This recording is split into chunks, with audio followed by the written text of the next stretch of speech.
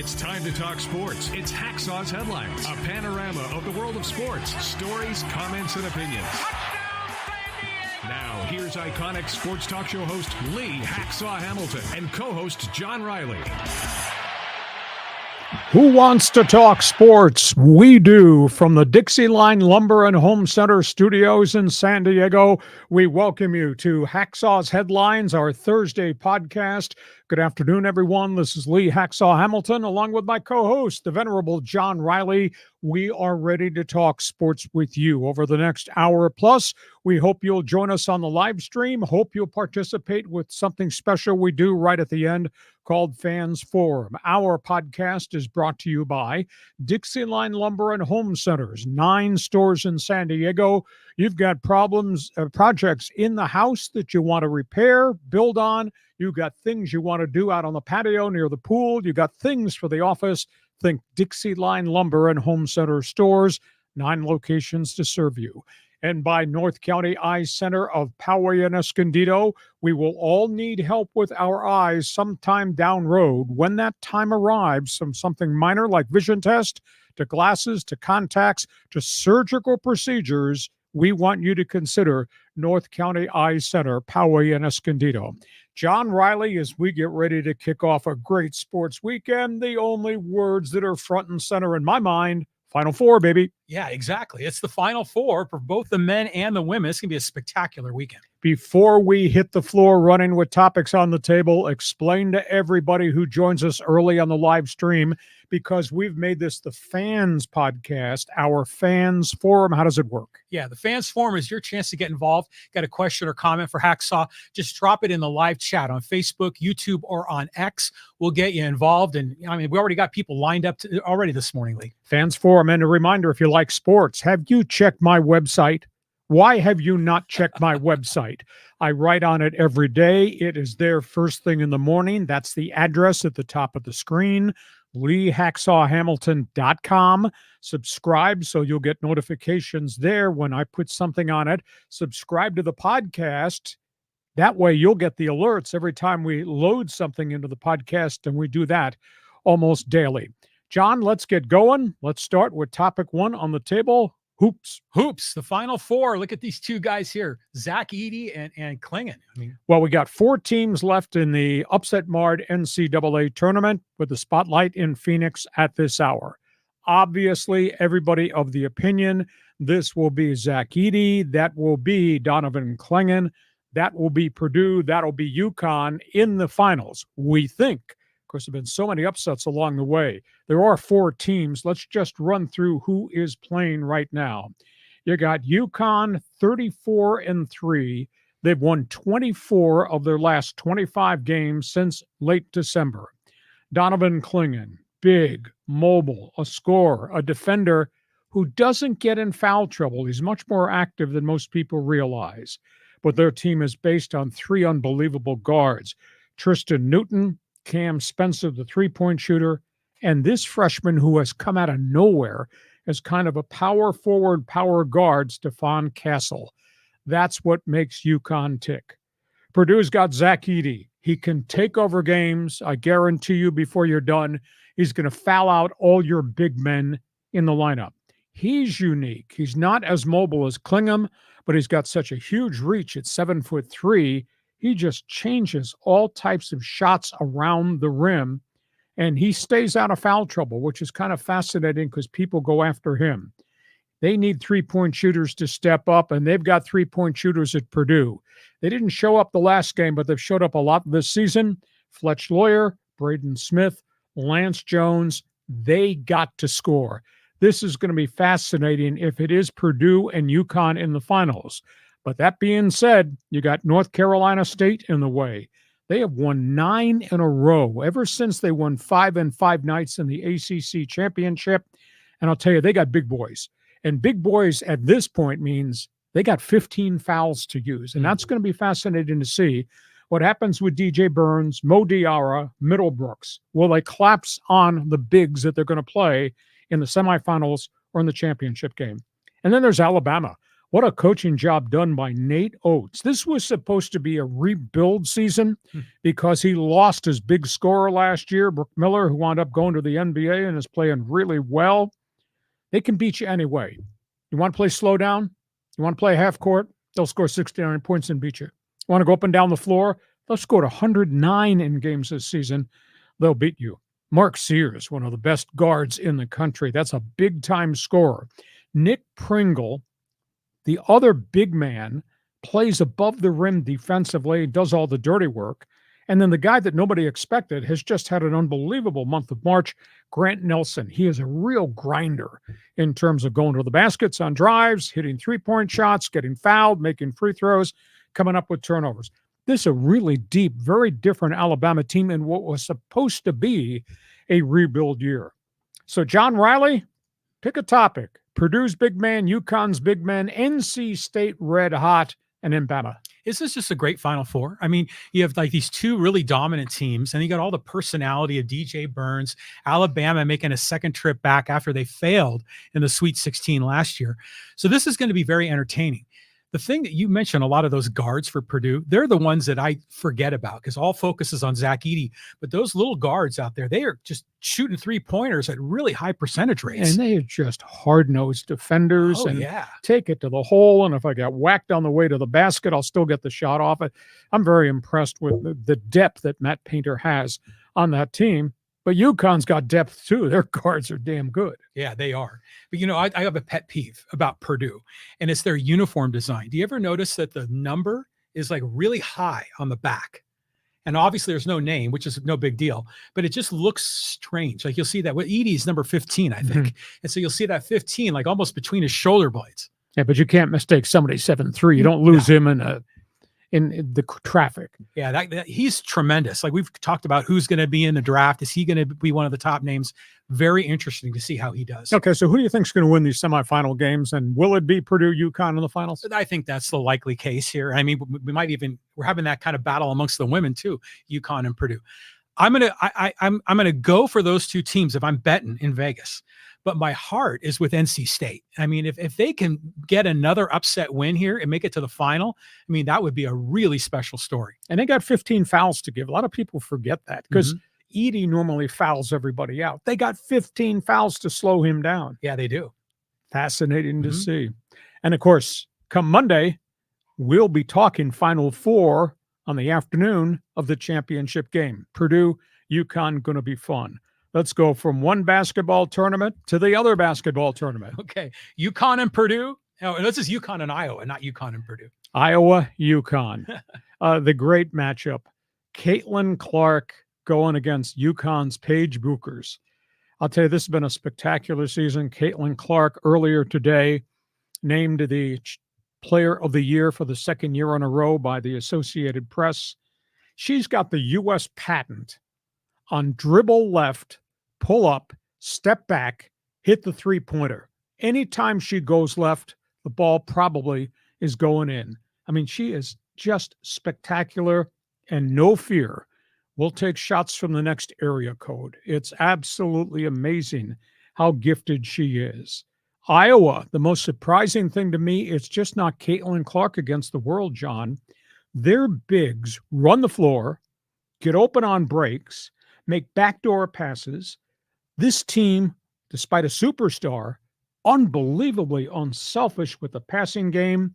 And what they did wore down LSU and Angel Reese, and they finally put them away. And it was not just Caitlin Clark. Granted, she scored 41. It was everything else around her because they just kept getting baskets. UConn, this is a spectacular story. That's a great coach, Gino Auriemma. 5 major injuries this season. The last one standing is Paige Buchers. She's on the floor everywhere, does everything. You know, when you look at her statistic line, it'll say 21 points, 8 rebounds a game. It doesn't say anything about 3 assists per game. It doesn't say anything about 2 block shots per game.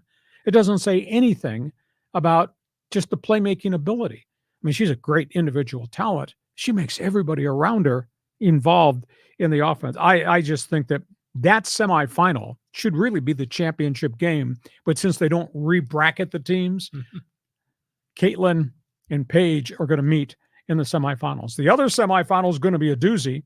Dawn Staley was just named Coach of the Year this afternoon. South Carolina's Lady Gamecocks, they got talent. NC State's got bulk. They've come out of nowhere. That Lady Wolfpack team is pretty good, but obviously UConn, Iowa, Caitlin, Paige, the coaches, going to be fun. I'm still like in awe of what I saw in the LSU Iowa game. Yep. That was incredible. I mean, it was like watching the Harlem Globetrotters. So the kinds of passes that Caitlin Clark was doing and, you know, kind of outlet down court right after the inbound pass. It was amazing. I mean, to see what she did in that game, I'm really looking forward to this, especially going up against this other star at UConn. Women's basketball has taken a huge leap up in terms of the skill, the entertainment value, and the capture of the nation's imagination. Yeah, the media contracts for the next women's contract, because now they're their own separate entity. It's not hidden away in some backcourt on cable channel X. Right. I mean, it's fascinating what we've seen. The Iowa storyline to me is not just the superstar, it's the unselfishness of those players. That to me is stunning. So we got a great weekend of basketball. The women's semifinals Friday, men's semifinals on Saturday, and obviously women on Sunday, championship game, men on Monday night.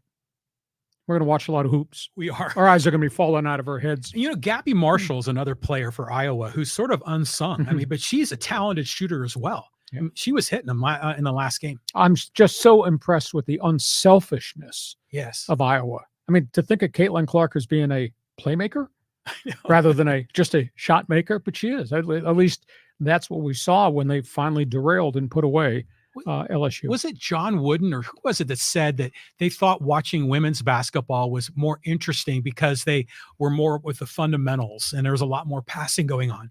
Was that Wooden? That's beyond me. Yeah, it was someone that said that. And it's the first time in the history of Hacksaw that I don't have an answer. Yeah, I stumped you. Well, you know, back in the day, I would watch women's basketball and I was like, oh, this is nice.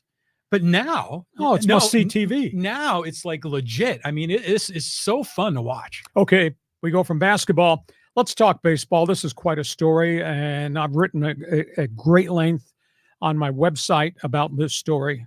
I think the passing of a really great man. Yeah, he really is. And it's nice to relearn about his history, but wow, what an impact. His name was Larry Lucchino.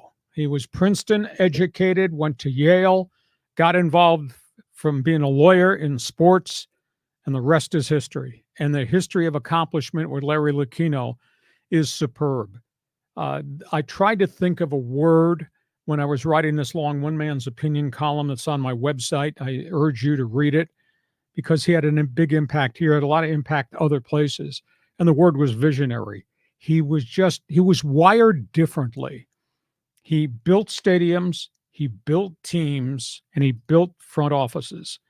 I first met him when he came to San Diego to be the president of the Padres after he had accomplished a lot in Baltimore. And we just sat one day in his office and just talked about how he got to where he was and what his philosophies were. And he told me a story of growing up in Pittsburgh. He was an old Pirates fan way back in the day, John, at old Forbes Field. And he said he fell in love with baseball and he fell in love with old stadiums, red bricks, green grass, blue skies. Awesome. And that was his phrase. And he wanted to have any stadium that he was involved in, and this is why he got involved in developing the concepts of new stadium, to have that red bricks, green grass, and blue skies. He consulted PNC Park, Pittsburgh, home of the Pirates. If you find a picture, just Google PNC Park, you'll find a picture of home plate looking to the outfield and the whole skyline of the city of Pittsburgh and all the bridges who are painted yellow. Mm-hmm. It's as beautiful a skyline as you'd ever want to see. That's because of him. He gave them ideas at PNC Park. This is what I think should be. This is after they left Three River Stadium, and of course, prior to that, the old ancient Forbes Field. Then he went to Baltimore and he became the president. And then he just devised the idea. We're leaving old Memorial Stadium that had been there since 1954 when the Orioles first moved there, when they were the St. Louis Browns. We're going to build this new thing, and they built it in the railroad yards. And he devised the exact same thing, skyline and a cornerstone. The Baltimore and Ohio Railroad facility factories were right there. He left the B&O building there. That's the big brick thing that's in right field at Camden Yards. He built that, and that became the most beautiful ballpark in America. Then he came here, San Diego, and he, on his will, with John Moore's money and Lucchino's smarts, came up with the concept, Petco Park, downtown, renovate the Gaslamp Quarter. And what did he do? Old Western Metals building, empty and vacant, left field. That would be a cornerstone of what we're going to do at Petco Park. Aside from being a really good baseball man, he was a fan-friendly guy. He knew history, and he knew the place of baseball with families, fathers, sons. Nice. The guy was wired really differently. As an executive, I want you to be my general manager. Who? Kevin Towers. I want you to be my general manager in Boston. Who? Theo Epstein. End result, Padres go to 2 World Series in the Kevin Towers era. Theo Epstein, they ended the curse of the Bambino. They won 3 rings in Boston. And you know what he accomplished here in town? He used Moore's money and Lucchino's brilliance. They bought up all the properties that were vacant warehouses in the East Village, which was a dump. You know, Gaslamp was not Gaslamp then. They bought up at very cheap prices all these empty warehouses, and their vision, we're going to build 5 hotels, and that will help us finance what we're going to do. And those 5 hotels are going to be a trigger of the East Village. And then suddenly condominiums went up and office buildings went up. Yes. And the skyline drastically changed just because of what he did. And then he convinced, through an awful lot of political red tape and barbed wire, he convinced the city and the taxpayers to help him develop the Gaslamp Quarter. He was at war with the politicians and the people that were against growth for 7 years. A lot of people failed to remember this or never heard of this. There were 23 lawsuits filed to try to block Petco Park. And of course, in that era, we had such competency and leadership in the mayor's office. Yeah. We had drunks and gamblers and sexual perverts who were acting as our mayors. He fought through all that crap. They won all 23 lawsuits filed by the citizens trying to block anything. Hell, let's just keep the empty warehouses rusting and rotting in the East Village. Who wants a baseball stadium downtown? Finally, he and Moores got lined up with lawyers, and they went to court, and they got a resolution that if John Riley, if you're an obstinate and you're going to stop my efforts with another lawsuit, if you lose that lawsuit, John, you're going to pay damages and you're going to pay all my legal fees. The minute they got that approved, all the litigation stopped. And all the people who prevented or tried to roadblock Petco Park disappeared. He met every doggone challenge there was, and he got it accomplished. He also met with the Chargers. A lot of people don't know this. At the old Jack Murphy Stadium site, which became Qualcomm Stadium, on one side of the stadium were the Chargers football offices. Other side, the Petco Padres business offices. He had a meeting with Alex Spanos in Spanos' Chargers office. This had to go back to the mid-1990s. He said, we are going to go downtown and we're going to build a state-of-the-art stadium.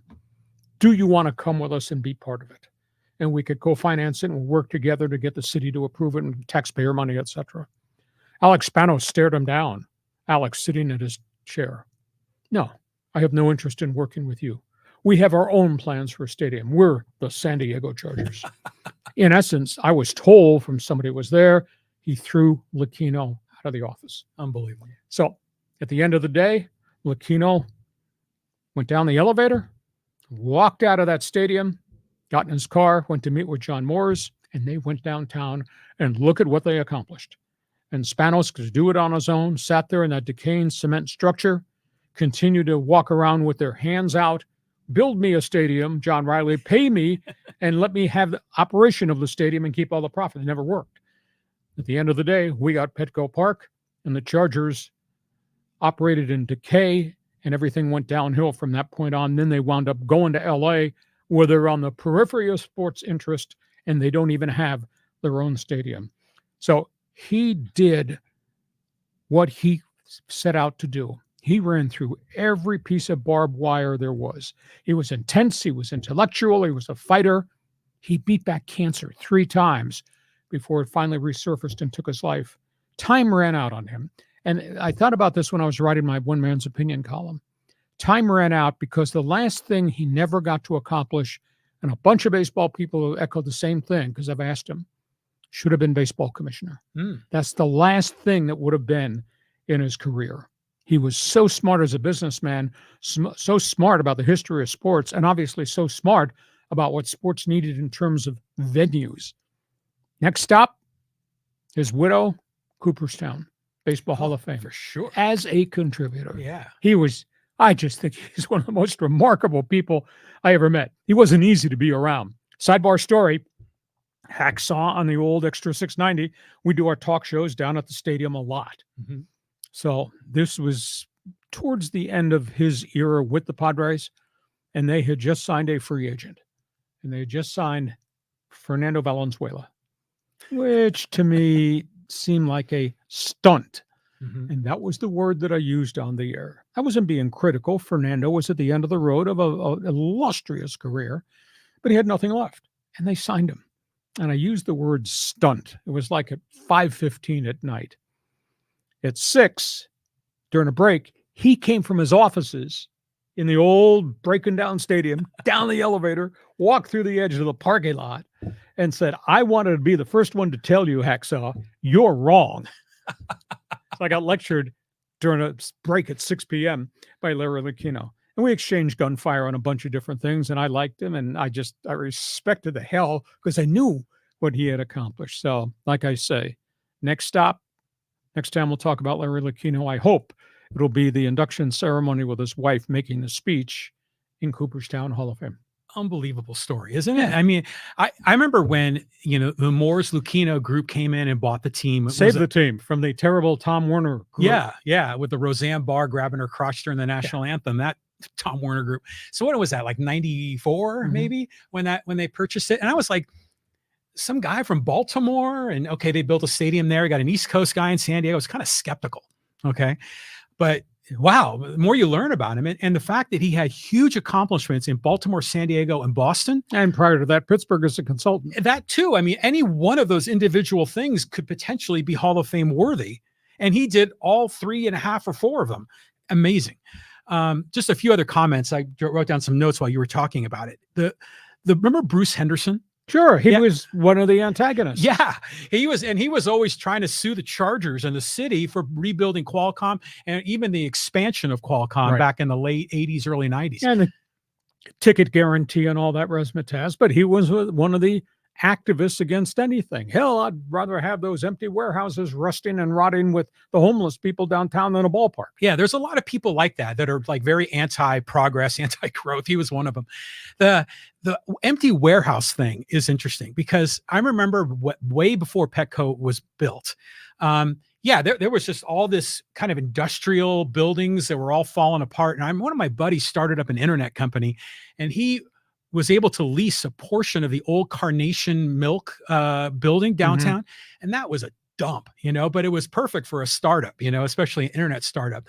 And then he was saying, we're only going to be here for a few years, and then they're going to blow all this out and build the stadium and all the other surrounding areas. And I went out and looked around. I was like, this is going to be amazing. And it sure has turned out to be that way. The funny thing, the Padres, after they started to turn the dirt downtown, they had a press conference, and I went down there to cover it because I covered press conferences all the time. And I walked in this lot, and there was a pile of dirt in the middle of this vacant lot with a baseball on it. That was the pitcher's mound. And 90 or 60 feet, 6 inches, there was just a white square slab with strings running at it up the lines. That was home plate. And these would be the first and third base lines going to the outfield. The third base one went to the Western Metals building. And I stood there with Lucchino, and all it was kind of an empty skyline. You could see the Coronado Bridge off in the distance. He said, "This will be our ball yard." And I asked him questions about, how did you configure this layout? Did you consider the sun, sunset, winds? He said, "We did studies of everything." And he says, "When we are done, it won't look like this. Hill of dirt, one baseball on it, a white slab, string. And you stand at home plate right now, see the beauty of everything. You see the skyline, see the hotels, see the condos, see the office buildings. It's phenomenal." The man was a visionary. He was. I mean, I remember even when I came to, when I was in college in the early 80s, downtown San Diego was just a dump. I mean, it was like, peep show places and trash and homelessness was really bad. And they built Horton Plaza and had that shopping mall, which made a big difference. But what Lucchino did was just like 20 times bigger than what Horton Plaza represented. So incredible transformation of our whole downtown, and Lucchino, a huge part of it. The other part I want to comment is, I think, maybe correct me if I'm wrong, is Petco Park the last taxpayer subsidized stadium in California? Oh, it has to be, because Angel Stadium is historic and falling down. Chavez Ravine has been renovated by rich owners along the way. San Francisco, AT&T Ballpark, now that goes back decades prior to Petco Park. And Oakland Coliseum is Oakland Coliseum. But then you add in the arenas and the football stadiums. I mean, because, SoFi Field or a stadium, and that was privately financed by Conkey. Exactly. So I like that. I like the fact that private interests are going to fund them. But I think the days of taxpayer funded stadiums, maybe even nationwide, might be behind us. Well, but sometimes now we're going through processes of, we need to renovate and upgrade, and we'll do it with a sales tax. And that stuff gets voted on in different communities. Sometimes it passes, sometimes it fails, So that's where we are there. Unbelievable storyline. If you've got opinions on Final Four, March Madness, if you've got memories of what that man meant, Larry Lucchino, feel free. I posed a mini poll question on my Twitter account, Hacksaw 1090 today. Which owner made the biggest impact on Padre baseball? Was it Ray Kroc saving the team from going to Washington, D.C.? Was it Larry Kino, John Moores, and their vision after they bought the mess from Tom Werner in the terrible 15? Or was it Peter Seidler's attempt to get us into the World Series? And it's interesting. Lucchino is running third in the mini poll, because the emotional vote for Seidler, and everybody remembers that there had not been Ray Kroc out of Chicago, the hamburger magnate, showing up. Padres would have been in Washington, D.C. that season. So it's kind of interesting that not as many people as I would have thought would have enveloped their arms around that man. Well, Ray Kroc legitimately saved the Padres in San Diego in the 70s. Remember, he got on the PA and was like razzing the players and talking down, apologizing to fans. It was the first home game they played under Ray Kroc. Yeah, unbelievable. But Lucchino was so much different, and in my opinion, so much better because of the innovation, the vision, and he built a stadium. The other two didn't, and then the whole, reimagination of downtown and the Gaslamp Quarter. That's all, or mostly all, on Lucchino. So in my opinion, he's number one on that poll. Cooperstown, baby. You're a baseball fan. Join us in Fans Forum. Give us an opinion. One other topic here on the table. Let's just make a couple of quick comments of what's going on in San Diego, John. Yeah, the Padres. What do you think of the start so far, Lee? Hot and cold, good and bad, but I think they've answered some questions. They've turned the corner. Yu Darvish was just dazzling in his last start. Joe Musgrove making some structural changes in pitch selection. He was dominant against St. Louis. If those guys stay healthy, I think we've solidified 1 and 2 in the rotation. I think they've answered questions. The next question, they're going to have to figure out mechanically what's going on with Dylan Cease, because when he pitched in spring training, he was all over the place. His first start, walks, lots of pitches, had to come out of the game. And they're going to have to work on Michael King, the kid that came from the Yankees. As hard as he throws a lot of pitches.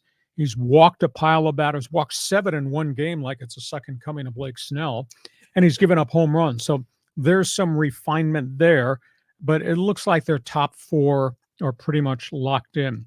I was surprised this week The final roster cuts and the designation of players in the minor leagues. El Paso is opening the Pacific Coast League. Adrian Morion is at the front of the rotation. Randy Vasquez, who came from the Yankees, is number 2. And the young prospect Jeremy Estrada is number 3. They're all at AAA El Paso. At San Antonio, I was really surprised. Woo-Suk Go, the Korean relief ace, is in AA, not AAA, obviously not on the major league roster. So there may be a lot of work to do with him. Rob Snelling, who's the hottest young pitcher in the farm systems at San Antonio, and the young outfielder Jacob Marcy is starting the season there. And then in Class A, I was really surprised at Fort Wayne. They sent Ethan Salas back to A. Last year, he got as high as AA, then he had a knee injury. So maybe they're going to slow the growth process, not force feed him as much, but he's part with a whole bunch of young pitchers at Fort Wayne in Class A. And John Riley says, I share your opinion that they are solving some problems. But it was interesting that Michael King was interviewed after the game, and he's a young kid, and he was very transparent. Yeah. And he was even sharing that, he was struggling mentally, with his mechanics and all this junk going on in his head, and that affected the way he pitched. So hopefully he settles down. Dylan Cease last year walked a lot more than he had done in previous years. So hopefully Ruben Niebla can fix that. The problem with the Padres, though, is they're still feast and famine. They'll score 12 runs in one game and then like 2 in the next game. Yeah, their batting average with runners in scoring positions kind of negligible outside of the 2 blowout games they've had. Right. I mean, those blowout games were wonderful, but God, can't you just even it out and make it consistent? So that's where we are with the Padres. That's where we are with the minor leaguers. As we go, one more baseball topic on the table, and this is pretty controversial, and this is pretty juicy. Yeah, Oakland A's, where are they heading to, Lee? The Oakland A's met on Tuesday with the city of Oakland, Alameda County, and the Coliseum officials. They offered the Athletics a 5-year extension to opt out after 3 years, to stay at the Coliseum, keep their TV contract in place, and just try to finish out their stay. But they asked for a ton of money. They wanted a total of $97 million in rent. And the Athletics, who met with them, said absolutely not. But the A's then had to face the reality. The city came back to them and said, you breached the Howard Terminal deal that we had gotten financing for. You owe us damages for walking out on that deal at the last minute to go to Vegas. There might be litigation coming from the city of Oakland over what happened at Howard Terminal. That's why the fee was $97 million. The Athletics offered them $17 million each of the first 2 years, with an option to leave after the 3rd year. And Oakland said, no, we have all these damages. We're not going to take that. The number is 97. The next day, they went to Sacramento. They met with Sacramento city officials, and they also met with the owner of the Sacramento Kings. And he's the one that bartered this deal. He owns the Kings. He owns the AAA franchise. He has a good lease at that stadium. He agreed to let the Athletics move in there. The A's are going to play 3 years in a AAA stadium that seats 10,000. Now, it's a fairly new stadium. It's not a dump. Mm-hmm. It's in Sacramento. It's under the umbrella of Northern California, which allows the A's to keep their $70 million TV contract, which is huge. But at the end of the day, they're vacating Oakland. This is going to be a crap season. They average 6,000 fans per game in their first homestand. It's really ugly. And by the way, lowest payroll in baseball. And by the way, the worst team in baseball, if you look at the roster. I think their record now is 1-6 right out of the gate. Unbelievable. And now they're going on the road. It's really an ugly situation. The players are upset. A couple players got disciplined. They showed up for one of the home games wearing these wristbands that the A's anti-protest fans have been wearing out in the parking lot. Mm-hmm. A couple of players are really upset at just the whole atmosphere around athletics baseball. And now the union has to sign off on the Sacramento thing. I think the union will get pressure from MLB. Just agree to it. The guys will play all their home games in one minor league city. Granted, it'll be a minor league ballpark, but the facilities will be decent because it's a fairly new stadium. And the city of Oakland just gets screwed. Oakland has now lost all of its franchises. California Golden Seals, Golden State Warriors, the Raiders, and now the Athletics. It's just it's a bad scenario. I put a lot of heat on Rob Manfred. This should never have been allowed to happen. Baseball should have interceded and helped find a way to get the stadium thing done. And I'd say, congratulations, Las Vegas. You got John Fisher and one of the worst teams in modern day baseball coming to your city in about 3 years span. So I don't know what else to say. I'm flabbergasted at the way this thing has evolved, fallen apart, not gotten done financially. And they're going to play in a freaking minor league ballpark. Major league team drawing 6,000 fans a game. This is not 1938 in the Depression. Well, there have been times in the Coliseum where they've drawn only 1,000, you know. And I remember that the Giants were like that too before they almost moved to, what was it, Toronto or St. Petersburg back in the 70s. This reminds me a lot of the Chargers, doesn't it? When they went to the little stadium, the soccer stadium up in LA. Now they're going up to Sacramento. I think that's the right choice for them because, financially it doesn't make sense for them to go to Nevada yet.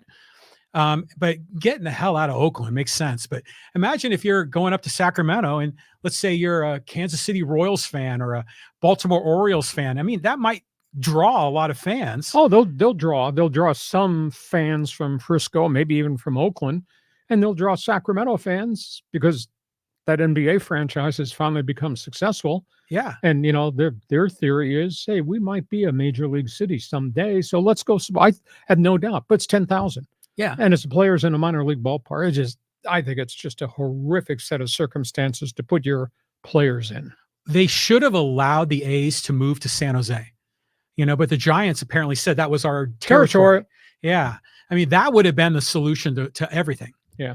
Isn't it fascinating? Piece of history here. This probably before you had your first beer. Piece of history. The legendary Philadelphia Athletics, Connie Mack. Oh, yeah. Tremendous franchise, 20s, 30s. Bankrupt franchise, sold off all their players multiple times. Philadelphia A's go to Kansas City. Who buys them? Charlie Finley. Oh, yeah. Charlie Finley. Poorly run team. Vacate Kansas City. Go to Oakland. They got the A's, Reggie Jackson, all those great players, Catfish Hunter. Tried to sell them. Strip mined them again. Quote, fire sale. Mm-hmm. Commissioner blocked it. Then Finley finally got forced out of baseball. And now you got John Fisher, Oakland Athletics. 4 times this has happened to that franchise. Yeah. I mean, and the East Bay and the Bay Area could easily support a normal franchise, but it's been so poorly run for so damn long. I mean, you can have 2 teams in New York or 3 teams back in the day, 2 in Chicago, 2 in LA. Why not 2 in the Bay Area? They've got the finances. They've got the people. You got the region. You got the whole region. It should have worked, but the Raiders screwed it up. The A's have screwed it up. Now the Warriors wanted to go back to San Francisco. Right. I get that. And I don't the Golden Seals, that was a long time ago. That was Charlie Finley. The Golden Seals? Yes. Was Charlie Finley? Yeah. They moved the Golden Seals to Cleveland, became the Cleveland Barons, and 3 years later, they went out of business. Was that the Cleveland team that you were the announcer for? No, I was the World Hockey Association Cleveland Crusaders. Oh, okay. Woke up one day and we all lost our jobs because here came the NHL, and that was a disaster. And that was owned by Charlie Finley. Unbelievable. Amazing. Charlie O. Hey, we get to halftime. Our podcast is brought to you by DIXIELINE Lumber and Home Centers. 9 stores in San Diego to serve you. John, pick a project. Which one did you go to DIXIELINE to get the most help from in terms of consultation, design, materials? Yeah, well, a couple of them. I mean, I've talked about our front door, and it sounds like a trivial thing, but we had a front door that was just getting torched by the sun and it needed maintenance. We went and got a brand new door, and it's like some kind of a composite material, so it looks perfect all the time. Looks like the front door to a fortress. Yeah, it does. It has a little speakeasy thing in the front of it, and a window. Yeah, I love it. I mean, so we went down to the DIXIELINE store in Kearny Mesa. They had a big door showroom. We picked out the best door for us, and they were great. Did they advise you to use the word password? What's the password to get into our studios here? Yeah, really. What would it be? Larry Lucchino. These are the guys you should do business with when it comes time to do projects in the home, on the patio, at the swimming pool, or even at work. DIXIELINE Lumber.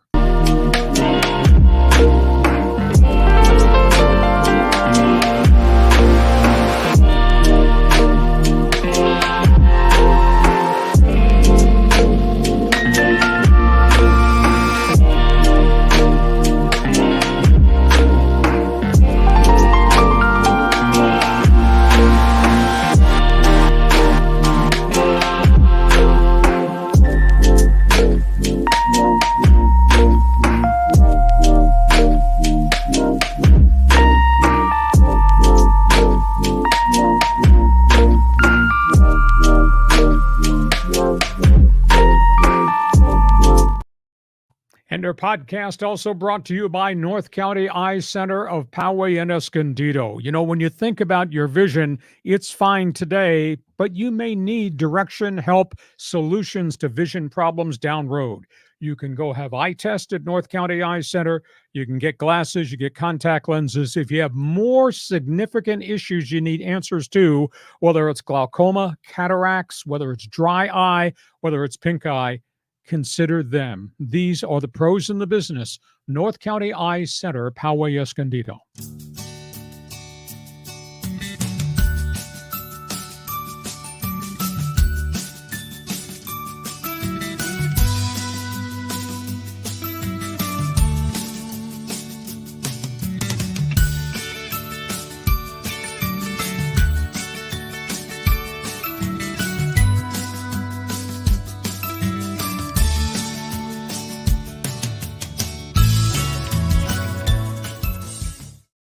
As we go to the second half of our Thursday podcast, kicking off this great sports weekend, a reminder, we want you to be part of the show when we are done talking, arguing back and forth. Your chance to jump into the middle of all this. We call it Fans Forum. Yeah, Fans Forum. Look at all these people piling in. Michael, Angel, Callan, Matt, all these folks from Winnipeg are piling in. John, Schickster. I mean, so many guys here. We're going to get you involved in Fans Forum. If you've got a question or comment, type it in the live chat on Facebook, X, or on YouTube, and we'll get you involved in Fans Forum. And if you like sports, I invite you to check my website, leehacksawhamilton.com, because we're offering something unique there. There's a big orange box right on the homepage. I want you to join Hacksaw's Insiders Group. Just register, fill out the information. You get all types of emails from us on a day-by-day basis. Become part of the Insiders Group. And for those who are with us on our podcast on the live stream, give us a thumbs up.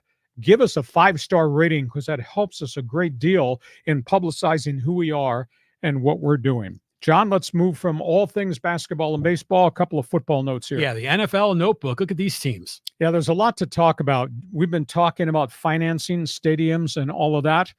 The Chiefs, this is a big setback for them. Kansas City has been a model franchise, has been a great citizen in that community, dating back to the old AFL days when the Hunt family were one of the first ones in with the American Football League, and we now know what modern-day Chief football is, and the championships and the Super Bowl and Andy Reid, etc. They went to the polls on Tuesday, and there was a bond proposal to help raise money to renovate Arrowhead Stadium for the second time in about 70 years. And it failed. 58% of the people voted against it. There would have been a special sales tax that would have raised $800 million for renovation. Now, the Hunt family was going to put up $300 million of it themselves. They wanted $500 million more from the community, and the community said no. So the Chiefs are kind of taking a step back, trying to determine how are we going to do this financially to renovate this thing, because they did $250 million renovation probably 20 years ago, and a lot of that money came through a sales tax, and they asked for continuation of the tax, and it's been turned down. Kansas City's got another problem, and this guy, Rashee Rice, is in big trouble with the law. He's the young wide receiver that had the really good season with Patrick Mahomes this past year, 75 receptions. This kid is obviously out of control. He lives in Dallas. He rented a Lamborghini SUV. He rented a Corvette. He and a friend were drag racing on an interstate, lost control, crashed into the medians, and hit 4 other cars, a 6-car accident. Rice admitted this afternoon he was the driver of the Lamborghini. One of his friends was the driver of the Corvette. They got back in the vehicles and they drove off. They did not check to see if anybody had been injured in the 4 other cars. It was a chain reaction thing. How stupid is this? Too much money in the kid's pocket. He's paying $1,750 a day to rent this Lamborghini SUV. It's a $10,000 rental. How stupid is he? So he apologized today. He says, I will take full responsibility. Dude is going to get suspended by the NFL because leaving the scene of an accident is real serious. Had there been a death, it would have been a felony. How stupid is Rashee Rice? Buffalo Bills, this was a shocker. But I'll tell you, I guess if you connected the dots, Buffalo traded Stephon Diggs, the big play wide receiver. He went to the Houston Texans, who are building a massive offensive football team. He went there for a second-round draft pick. I think at the end of the day, Buffalo just got tired of the act, tired of the junk, tired of the social media post, tired of, quote, his unhappiness with that quarterback, Josh Allen, that head coach, or the changing offensive coordinators, tired of the playbook. Buffalo woke up and said, enough. How bad do they want to get him out of there?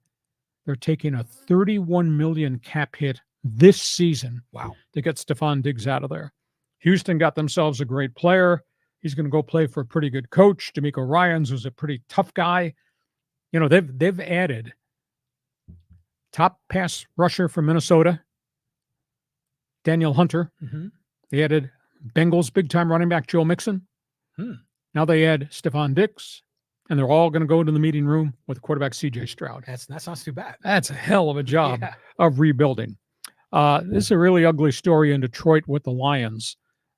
Cam Shelton, a cornerback, disappeared for 2 weeks. He was, quote, a fugitive at large. There was an arrest warrant out for him. They couldn't find him. He had been in the Lions facility. He was facing a charge of domestic abuse with a girlfriend and strangulation. That's pretty serious stuff. He disappeared for 2 weeks. They finally found him in Florida. He turned himself in. The minute he turned himself in, Detroit released him. Tired of bad characters, bad actors. He's got a big problem on his hands. And this story just broke this afternoon. Michael Bidwell, the Arizona Cardinals owner, is being sued big time. As we have talked about in the past, you talk about a dysfunctional organization. You know, they fired 6 vice presidents during the season, and right at the end of the season, virtually every one of their key decision makers gone. One of the guys that he let go last season was a senior vice president by the name of Terry McDonough. And as he was going out the door, Bidwell and his PR firm put out a statement that they were terminating McDonough because of lifestyle questions. And in the press release, they put in there domestic abuse, child abuse, adultery, drugs, and alcohol as a reason for terminating him. McDonough filed for arbitration. Any contractual thing that turns into a dispute in the NFL goes to NFL arbitration. Mm-hmm. Midweek, NFL arbitrator said the Cardinals violated the whole damn contract. You owe him $3 million right now. So they owe McDonough $3 million. Today, McDonough and his family filed a massive $10 million defamation lawsuit against Bidwell, his PR firm, and the lawyers who did this, quote, investigative work that they were going to find out about spousal abuse, child abuse, adultery, and all that crap, which McDonough says none of that is true. So now they're suing defamation against the Cardinals and Michael Bidwell and the entourage of his people who did all this to McDonough publicly. I mean, I understand you're terminating the guy. You can probably tell the guy, I don't like you, and this is why I'm letting you go. But to put out a press release and quote this, and this, and then McDonough goes to arbitration, and the arbitrator says, there's no evidence that any of this stuff happened. Bidwell, nice owner, huh? Yeah. Jeez. Really? Yeah, I mean, I would imagine that, Bidwell's had a long history. Him and his family father goes way back. Bill Bidwell, and prior to that, Charles Stormy Bidwell, Chicago Cardinals. How many crap owners do we have in all these sports? We got John Fisher. We have enough hands? Yeah, I know. Exactly. Spanos, the whole thing. Yeah, putting that in your press release that it was child abuse and domestic abuse. I mean, even if you suspected that were true, you don't put it in your press release. You just let that out. That's like you say, that's like a police matter, So that's nuts. I mean, the Rashee Rice story is pretty incredible, isn't it? Put money in kids' pockets. I mean, it's unbelievable he would do this kind of junk. Well, no, but I don't blame him for having money in his pocket because he earned that money and he deserves that money. But he's just a damn fool for doing this sort of thing. But, when you're young, you're in your 20s, you think that you're invincible and you can take, a fast car and go 120 miles an hour down the freeway. What a damn fool. And he was a really good receiver last year. Past tense, he will sit a chunk this year. Yeah. Yeah. So, has the commissioner weighed in on this yet? No, not yet. They're gonna let the legal road follow, and then they'll take their decision. But I bet you he's not there opening day, and I bet he's gone for a chunk of time, leaving the scene of an accident that you caused drag racing. Yeah. But see, again, that goes to immaturity too. You know, when you're in your 20s and you're scared, you're freaked out by this situation, and they just go rather than doing the right thing. So this goes back to, you know, the NFL kind of teaching the youngins, you know, and kind of developing the right kind of culture. The last comment I wanted to make was about Kansas City, because it's not just the Chiefs, it was the Royals too. And the Royals have a big situation because their Royals Stadium is really ancient and it's fallen apart. And the problem with the Royals, Kansas, I don't think the Chiefs would ever leave where they are just outside the city. The Royals have a proposal across the state line from Kansas City, Kansas, to build a baseball stadium. Would they vacate, jump on I-70, and just go over the state line and build there? Because that's maybe 10 or 15 miles from downtown Kansas City, Missouri, is where Kansas City, Kansas is. So the Royals might be the one that vacates. It's kind of a weird marketplace, Kansas City. Remember the Kansas City Omaha Kings? Yeah, way back in the day. Way back in the day, because I think they were just the Kansas City Kings, and then they kind of broadened its scope. You know, that would make a lot of sense for the Royals to move, because they don't really draw much. They haven't been very good. They haven't been good. Well, they had their moments there with Hosmer in the mid tens, but wow. I mean, again, voters rejecting a sales tax increase to fund a corporation's building, which I think is good. But here's the issue: the Royals are going to put up $1 billion of the $2 billion needed to build the stadium. So they're asking the community, by use of this sales tax, to give us the other $1 billion to the billion we're already put in the pot.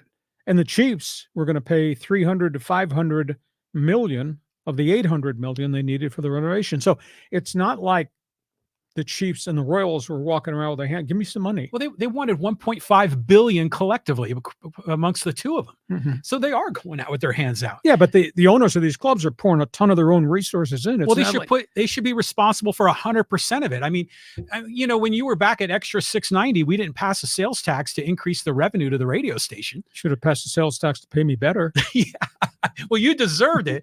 But, you know, you got to have private ownership, manage private affairs. Taxpayers shouldn't get suckered into this, because as much as we love sports, there's a lot of people that don't. Exactly. And they got to pay. That's not right. Okay, that's where we are. One other topic on the table. This involves the Chargers. The Chargers. So it's going to be another funny laughingstock story, Lee? Well, we go to the end of the month, and we're going to have, obviously, the NFL draft, and we're going to start covering the draft next week once we get beyond the Final Four. Chargers are looking for players to fill out their roster. They had a unique free agent visit.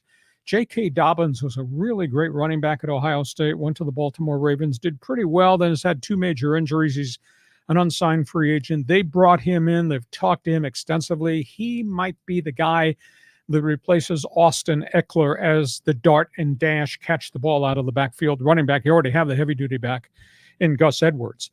They're talking trade with Cincinnati. Tyler Boyd, who's a third receiver in Cincinnati, he's caught a lot of balls, not real happy. He wants to be traded. The Bengals want a high pick. I think the Chargers offered a third to get him. He's going to be a free agent in a year. He would obviously be one of the replacements for the Keenan Allen, Mike Williams departure. This week, Chargers visited yesterday Malik Neighbors, LSU, big-time speed guy, terrorist speed guy, 4.32 speed guy. Whoa. And the day before, they interviewed and brought in Marvin Harrison. And they're also scheduling visits with the tackles, Joe Alt, Notre Dame, Orlum Fashanu, Penn State, and a late one, Tao Fuiaga from Oregon State. So everybody's waiting to see what the Chargers are going to do. Are they going to stay at 5 and take the best player they want after the run on quarterbacks? Or would they trade from 5 and maybe go back to 10 or 11 because they could still get maybe some of these players at 10 or 11 and pick up additional picks? At this point, nobody knows what New England's going to do at 3, Arizona's going to do at 4, what the Chargers might do at 5. The Giants are now yakking about trading up. They want to be in a quarterback derby, and they're at 6. And then obviously you got the Vikings at 11, Denver at 12, and the Raiders at 13. So a lot of moving parts as we go towards the NFL draft. We'll cover it all for you in the upcoming weeks. And John Riley's response on the Bolts. Oh my! Well, remember, like a few months ago, we were talking about how the Chargers were going to have to cut a lot of players because of the salary cap. And that was before they increased the cap. Yep. And we speculated that Khalil Mack and Joey Bosa might be gone, and that they would have to use their draft picks to get a defensive lineman. Well, now they don't, right? So you still think they're going to go for the tackle, the alt from Notre Dame? If they're going to run the football, you got to have another tackle, and that might be the guy. I think you can get receivers that you can find and develop in the second round and third round, and they have. I think I figured it out last night. I want to say they have 4 of the top 90 picks. Really? So they're going to be able to find guys at those positions. But I think if they follow through on the comments that we are going to pound the ball to make Justin Herbert even more dangerous, then you got to have more tackles. You got a better offensive line. So those tackles they're visiting with this week and next week, Notre Dame, Penn State, and Oregon State. Those are the top 3 tackles on the board. So we'll see where this goes from this point on. I wonder what Justin Herbert wants. He wants talent. Yeah. I mean, of all these players we discussed, I wonder who he wants the most. Well, they got him the heavy-duty running back because that's what Gus Edwards is. That's a power back guy. And if they were to sign a Dobbins-type guy, then that's a third down back you throw to, and he can run some. He's like Eckler. And then you go into the draft, and you go get me a stud right tackle. And then in second round, go get me one of those wide receivers. A ton of speed guys who can catch balls that you can get in the second and third round, and you go from there. So we shall see. Hey, our podcast is brought to you by DIXIELINE Lumber and Home Center Stores. Our favorite phrase, fix it or build it. We guarantee you will enjoy it at DIXIELINE Lumber, and by North County Eye Centers. From eye tests to glasses to contact lenses to full service for things if you've got problems with corneas, problems with cataracts, glaucoma, you will need them sometime. Help with your eyes. Think North County Eye Center, Poway, and Escondido. This is John Riley's favorite part of the week. Yes, it is. Fans Forum, ready, set, go. All right, here we go. Let's go to Michael. He says, hi, Lee. Your recent one man's opinion on the passing of Larry Lucchino was one of your finest columns. Can you shed some light on the circumstances that led to Moore's terminating Lucchino? It's never been publicly disclosed, but at the end of the day, knowing how his relationships ended other places, he is just a push guy, 24 hours at a time, meetings all hours of the time. Some of his tirades against his own people, pretty damn strong. I just think maybe John Moores got tired of pushback from Lucchino on whatever decisions Moores was making. I heard a fun story from an agent of mine who told me he went to a meeting with Lucchino and Lucchino's baseball people, and I think they were talking contracts, and it was at 2:00 in the morning, and there were 21 people in the meeting that Lucchino had called, and only one guy was married.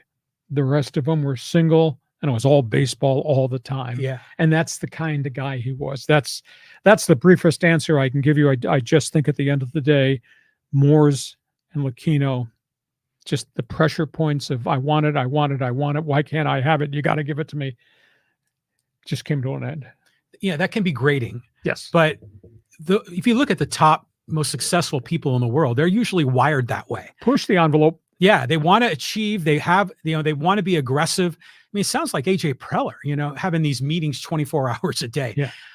I forgot that Moore's fired Lucchino. I mean, there was a parting of the ways. I don't know if he terminated him, but let's just move on. Yeah. And they did great things, and all great people, I think, clash every once in a while. But listen, if you're with us on live stream, please go to my website. If you're a baseball fan, and just read my column that I wrote, you can find it there about Larry Lucchino, my one man's opinion column. Yeah, we also sent it out to Hacksaw's Insiders Group. So if you haven't signed up there, be sure to do it at leehacksawhamilton.com. Okay, let's go here to Fabio, Force Ghost Fabio. Aztec transfer portal. React. Well, I believe DeMonche Johnson is going to leave because he's been here 3 years, has hardly played, and these coaches are with these players all the time, and maybe he can't play at this level, and maybe he goes to a lower Division I school. He'll surface. Maybe it's in a West Coast Conference, Big West, whatever. He's the only one that I know of at this point that's going to leave. Why would you leave a great program? And they're getting paid decent NIL money.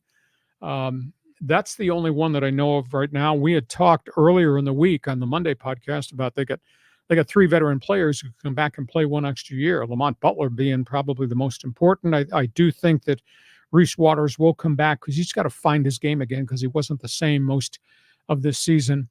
I don't know where Micah Parrish is going to wind up. Maybe he goes back to the Midwest. So they may have 3 scholarships to use to go into the transfer portal. and they've got NIL money, and they're really conducting a drive to upgrade the amount of NIL money they have. And just know the fact that Dutcher's got tradition, and Dutcher's got reputation, and Dutcher's got credentials. And if you're in the running to play for Brian Dutcher, you got a chance to go places, because the Aztecs have now become a perennial March Madness team. Yeah, it's going to be interesting to see what happens here with those three guys. When Reese Waters came here, everyone's thinking this guy is going to be terrific. He's going to be hitting threes, but it just became a Jaden Ledee team, and I think Reese was sort of backburnered a bit, and then he was cold for part of the year. So next season, it could be a magical one for him, because I think it gives Dutcher a chance to sort of reinvent the identity of the team. He started well, tailed off. There was an injury in there or an illness in there. He just never got consistency after that. He had been very consistent at USC. How about Andy Enfield leaving Southern Cal to go to SMU as they go to the Atlantic Coast Conference? Wow, that was a surprise. Yeah, for sure. But I don't think he wanted to be in the Big Ten, making all those road trips. And I mean, I was stunned that he left, because they gave him everything he wanted when he came from Florida Gulf Coast. So he kind of set them back. But USC is just in the process at this hour of hiring Arkansas's head coach, and Eric Musselman carries pretty good credentials. Speaking of guys that are pushy. Yeah, exactly. I like Musselman. I think he's great. All right, let's move on here. Let's go to John. And he says, Camden Yards is still the best ballpark to watch a game in. I like Petco. I like Nats Park, but Camden Yards is a blueprint for them all. Well, I think they're all great. Now, I'm biased. I've been in that press box at PNC Pittsburgh. Granted, the Pirates have not been a good franchise for a long period of time, but it's still a really good baseball city. You sit in those seats behind home plate, just Google a picture, PNC Park, Pittsburgh, and look at the skyline and tell me that's not the most beautiful thing you've ever seen as it relates to a ballpark interacting with the downtown. Pittsburgh's downtown's cool. The point on Pittsburgh, the fountains, all the bridges across the three rivers is so cool. And Lucchino said, build it this way, facing this way. And look at the guy. I think they got the best venue of all the ones. And I love Petco. And Camden is so unique and so cool. And granted, Yankee Stadium's got unbelievably history, the house that Ruth built. But PNC to me is I think the best view of all. Yeah, I want to go. I haven't been to that park at all. But I think, Oracle Stadium in San Francisco is unbelievable. Mm-hmm. I mean, and the view from there, I think it's got to be as good as PNC, isn't it? Well, when we're done here, you just go on Google and you just bring up PNC Park and tell me that's not sexy. Well, I have a lot of relatives up in the Bay Area and that live in San Francisco, and they're, San Franciscans are very proud of their city. Oh, right? Yeah. And so my cousin was down here visiting, and we were talking about stadiums, and he says, yeah, no stadium can top Oracle Park, or I think back then it was AT&T. And I said, hey, you guys have a great view, but I think the stadium, Petco, I think is really hard to beat. And the locale, everything that's around it. Mm-hmm. Oh, so cool. But they had to point it in the direction of facing downtown, because if they faced it to the west, then the sunset probably would have conflicted with the batter's eyes. Well, and that was the thing I asked Larry Lucchino about when we stood there and looked at that mound of dirt with a baseball on it that was going to be the pitcher's mound. I said, did you scope out sunset, all that? He said, yes, that's why it faces this way. And we also did a study about the marine layer and marine currents and what it impacts the ball. Now, that was when they were opening. They built a stadium you could not hit the ball out of. I told you the story, Padres Giants, the first time they opened at Petco, Barry Bonds hit 6 balls, steroid-driven balls that were caught on the warning track at Petco. Yeah. He'd drop his bat and he'd walk back to the dugout shaking his head. Well, they've changed the dimensions. The other thing that's changed, they built all the hotels. Yeah. They built all those condos. That's changed the wind currents too. So it's a little bit different ballpark than Lucchino envisioned, but they did their homework for when they opened, what it would be like. It reminds me of when Phil Nevin kind of glared back at Kevin Towers when he hit like a bomb and it was only a double to the fence. It's good that they did those studies. Remember Horace Stoneham when he owned the Giants? Oh, yeah. And then they put the stadium at Candlestick, and he did it. The wind. Yeah, he went there like at 10 in the morning one day and said, oh, this is wonderful here. Summer day, it's beautiful. Yeah, and then, get there at 7 at night. I mean, you freeze your butt off. Yeah, I did football games there. It was brutal. One of the coldest winter days I ever spent was at Candlestick Park in August. Yeah, that's like a Mark Twain, right? Yeah. Move on.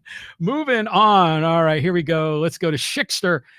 Hey, this isn't WST. I hop off for a meeting and come back to San Diego. What the hell? Hey, our Canadian network friends in Canada joined us maybe about 2 months ago. So when my buddy Andrew is done with his show in Canada, you automatically get a switch to my podcast here. Because when Hustler is done, Andrew Patterson in Winnipeg, it's right about 1 o'clock our time when we kick into gear. So we set up a deal that when he's done in Canada, his people can stay on board and join us here. And we get people on a hockey hotline that will send us comments too. Yeah. I'm waiting for the first Winnipeg Blue Bomber fans forum question. And I'm really thankful to those guys in Winnipeg. It's wonderful to have all of them here. And thanks for being here. Okay, let's get another Larry Lucchino comment. This is touching a lot of hearts. This is a little bit long. Larry Lucchino's contribution to the history of the Padres cannot be overstated. Aside from the significance of Petco Park, he hired Kevin Towers, a pretty bold move at the time, as Towers was a nobody from an executive perspective. And it was KT who ended up shaping the rosters for the great 96 and 98 clubs. Lucchino undertook initiatives like fan surveys, focus groups, and introduced flex season ticket packages, a fan loyalty program, the Compadres Club, and pairing Saturday night. And I think the comment got cut off there. Plain and simple. He was a businessman. He was a baseball man. He was a fans man. And his whole thing was the fans team, the fans experience, the fans in our new ballpark. And Peter Seidler obviously has carried that through with what Padre baseball has become downtown. But we would not have that here had it not been for John Moore's money and Larry Lucchino's vision. Yeah, I agree. I mean, they were like right on the edge of a cliff getting ready to leave town. So we're forever thankful. Let's go to Emmanuel. He says, all sports teams will try to leverage public tax dollars. There will always be another city who will give in to get a major league sports team. Sorry, I'm not going to Fargo. We don't have a lot of cities, and those cities that we do have don't have stadiums. Portland wants Major League Baseball. Nashville wants Major League Baseball. Charlotte wants Major League Baseball. Montreal wants it back. You got to have facilities, and how do you fund that? That becomes a big issue. I guess he and I are going to argue about this maybe over a beer. I understand that the city should not pay to give a stadium to a rich man. But if the rich man is going to pour a significant amount of money into the stadium in baseball, then I think you have to help them. That's why the NFL has been so successful. That's one of my beefs with Rob Manfred. Major League Baseball is making tons of money. NFL is making volumes of money.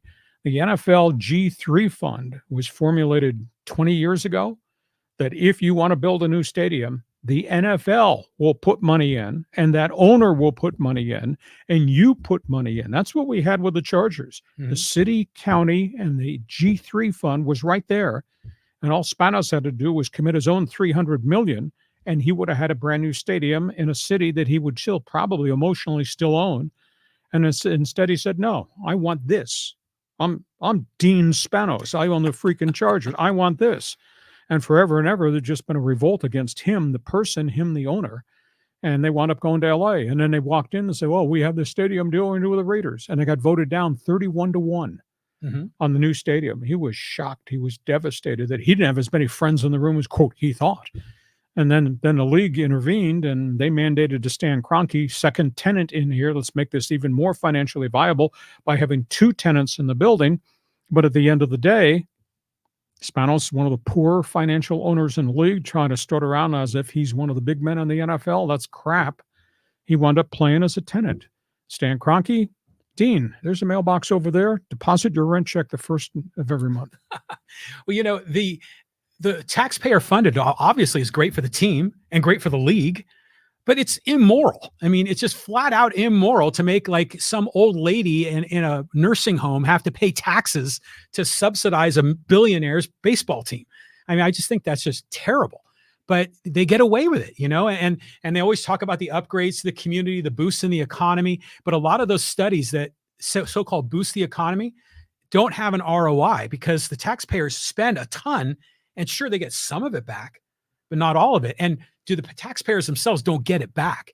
it goes into the city's coffers, Right. not back to the taxpayer's checkbook. Well, I'm still waiting them in the city's coffers to pave the potholes in front of my house in Rancho Bernardo. Oh, have you seen the studies? It's a disaster here. Next question. Next question. Okay, let's go here to Richard. He goes, the A's are a poorly run, no doubt, but the city of Oakland is a poorly run city. They too are a big part of the problem. They really are. They are an economically disadvantaged city.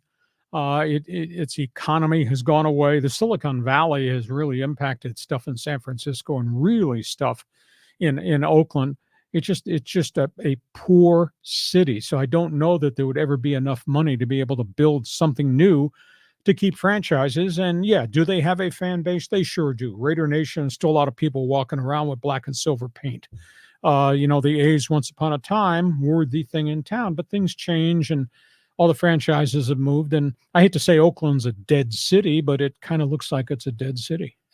I wouldn't go that far. I mean, back in the 70s, it was like, the blue collar folks that are on the East Bay that went to the Raiders and A's games.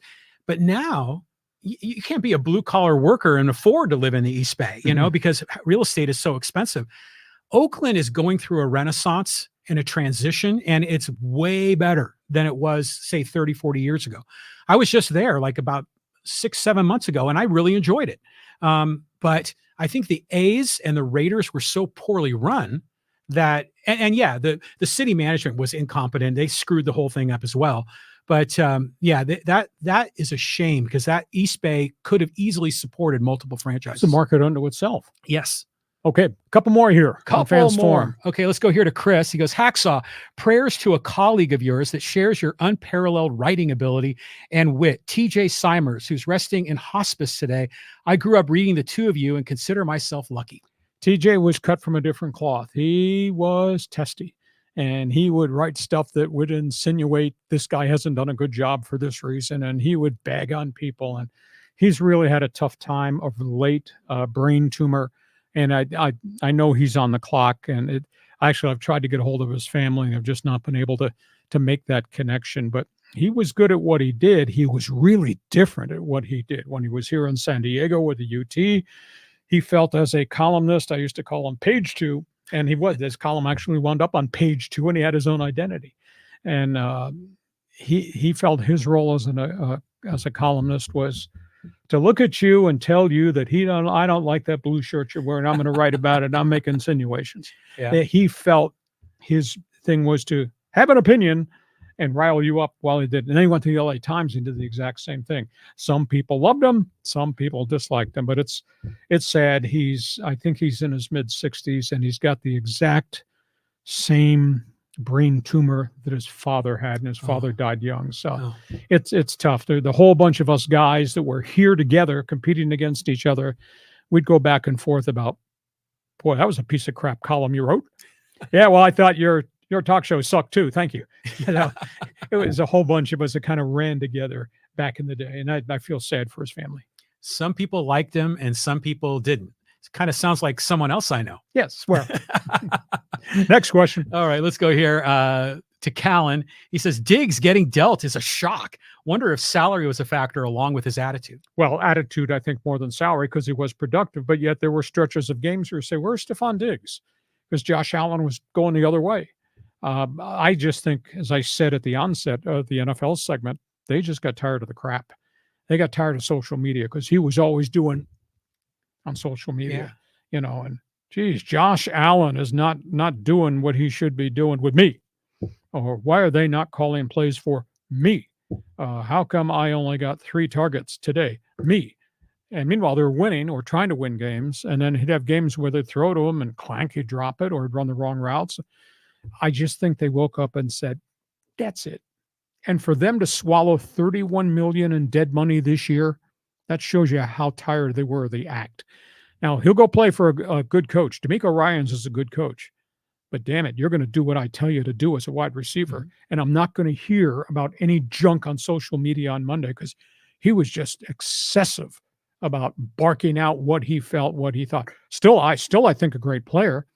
But there were weekends he just wasn't part of the scheme, and either he didn't do the right things, or they wouldn't throw to him, or they just got tired of the act. Wow. Yeah, I think wasn't in the playoffs this year where he was barking at Josh Allen on the Yeah. sideline. They got into an argument, and I'm like, geez, these two should be like best friends. Yeah. But isn't it funny how social media gets involved? We talked about it with the Kim Mulkey story. We talked about social media with Trevor Bauer, and all these young athletes are just becoming influencers in different ways. And I think a lot of old school coaches are having trouble understanding that. And I think this is another example of old school, new school. At the end of the day, it's Sean McDermott's team. Period, exclamation point. There's no negotiable point to that statement. Mm-hmm. And they got worn out emotionally by just issues. Next topic. Okay. Well, I got to get this one in because it's a comment about me. Gregory says, your co-host is living in a dream world if an owner should be on the hook 100% for a building, stadium or an arena. The only unicorn event of that happening was the Dallas Cowboys. Well, then maybe the modern day Stan Kroenke, who wrote the entire check.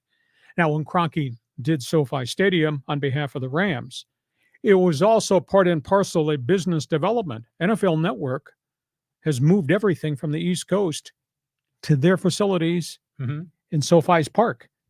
What's coming to Los Angeles? We got Olympic Games. Where they're going to do a whole bunch of things?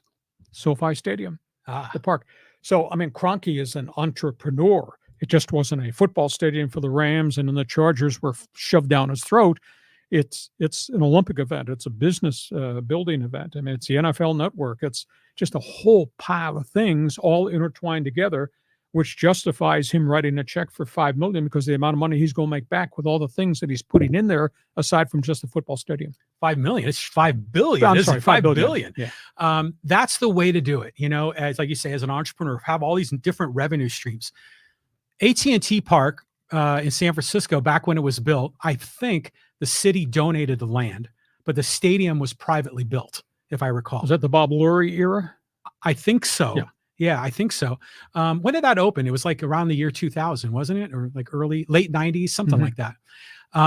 Yeah, I mean, I may be, living in a fantasy world. You are. But it's immoral, to have taxpayers pay for these things. Okay, let's move on to social media. We got some good stuff here too. Okay, let's talk about Kim Mulkey. This is from Varick. He says, she needs to be penalized for skipping the national anthem. Well, it's interesting. A lot of people did not read the Washington Post investigative report, and she's threatening to sue him for defamation. And I went, and it took me forever. It was such an in-depth piece because it involved her, not just at Louisiana Tech, Baylor, and at LSU. It involved her growing up, her playing college basketball, her family, divorces, just all types of things. But she really comes off looking as pushy all the time. And the stories about her treatment of her players, and I'm not going to say she's homophobic, but the insinuations that I don't want you, as she told Brittany Griner, I do not want you selling your sexuality on my basketball team. In other words, just play basketball and don't tell them about your preferences. But it's everywhere. How could you take that attitude that you have a right to step on my player who might be a lesbian? So what? It's part of life. It's a different time in 2024 than it was in 1984. And she just pushed that envelope and just beat up her players and bullied them. And a whole bunch went off and transferred because they were tired of it. And, even her relationship with Angel Reese was really, really strained. Angel Reese, who just declared for the NBA draft, she did it at a Serena Williams type fashion show. I saw the video. It's really impressive. It's about marketing, right? Yeah. She never once said anything about Kim Mulkey. She thanked LSU and her friends and the team, and never once mentioned that coach. So, Coach, I guess the argument, John and I have had this argument over coffee. Do the ends, doing what you do, justify the means? Well, no, the ends never justify the means. Okay, but what do you think about this national anthem bit? I mean, it's not just with this LSU team, but a lot of teams not participating. I mean, what's your take on that? They should. It's a symbol of America. It's a symbol of who we are and why we've been successful and the freedoms that we have. Why would you not salute the flag?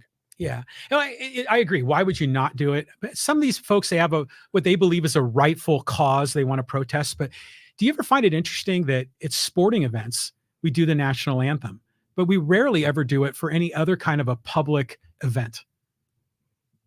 What kind of event?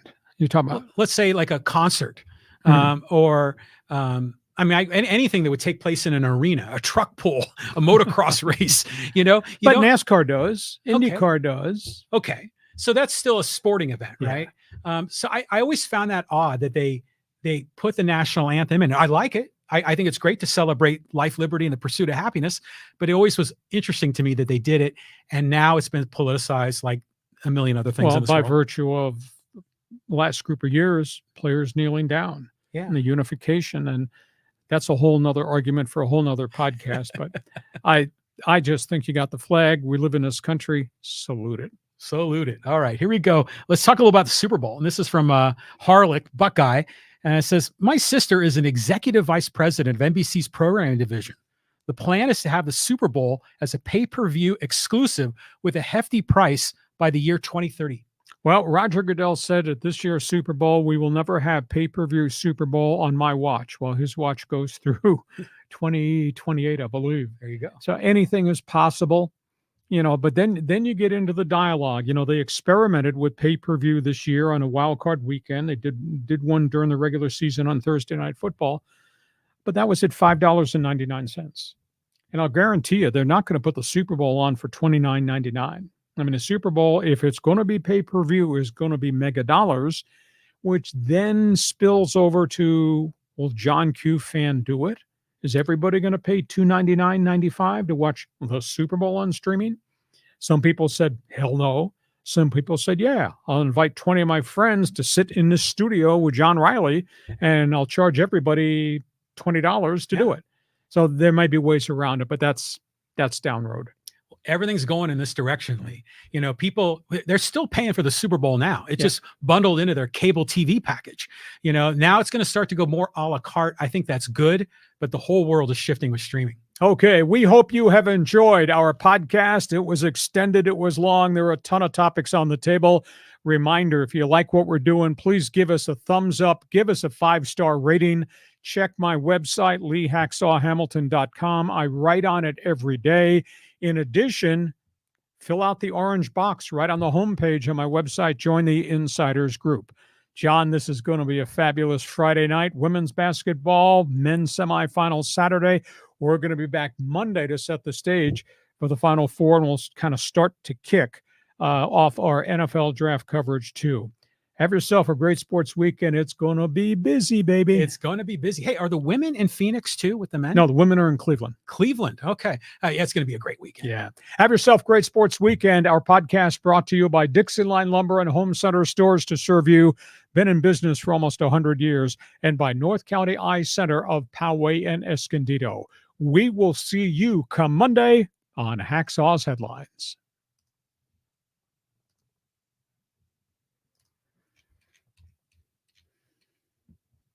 Join us again for Hacksaw's Headlines on YouTube, Facebook, and Twitter. And find the audio version on your favorite podcast apps. For more content, go to LeeHacksawHamilton.com.